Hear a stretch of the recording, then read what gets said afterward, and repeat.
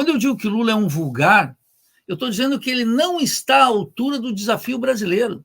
Você pode continuar votando nele. Você não tem direito a se iludir que o teu voto equipara a militância.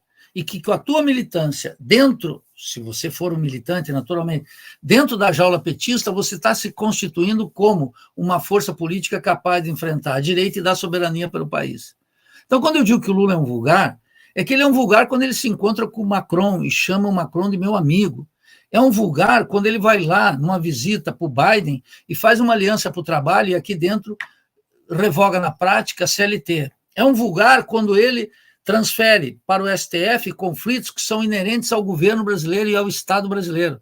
É um vulgar quando ele não enfrenta a classe dominante e ele turbina o Plano Safra, o BNDES, os órgãos de governo mais importantes, inclusive como Epagre, etc., a Petrobras, ele vai alienando e a dívida pública para os banqueiros.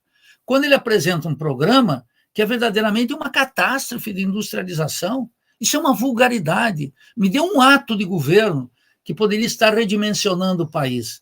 Então, quando eu digo que o Lula é um vulgar, eu estou dizendo que ele é um vulgar diante dos imensos desafios, é um incapaz de liderar o país.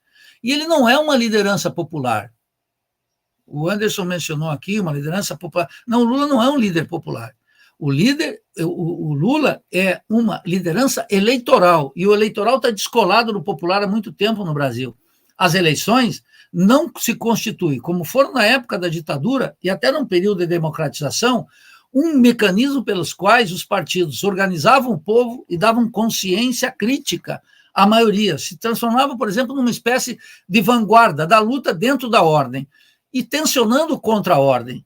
O Lula é um vulgar porque ele abandonou isso, ele se incorporou à ordem dominante, ele acredita em todos os sofismas da classe dominante da República Burguesa e ele não toma nenhuma atitude para recuperar esse país. Pessoalmente, eu não tenho nada contra o Lula, ele que seja feliz, mas na presidência da República é um vulgar, e é um vulgar porque é um incapaz de suportar as decisões, não que eu quero, nem que você deseja, as decisões que se impuseram ao país e que precisa alguém que o levante. E o Lula soma com a classe dominante, e é por isso que ele é um vulgar, porque ele trafica com a fé do povo, em nome de uma caridade, de uma filantropia, de extração religiosa, incapaz de atender às massas, ele continua entregando o país, moldando as instituições republicanas à imagem e semelhança dos interesses burgueses. E é por isso que o Lula é definitivamente um presidente vulgar.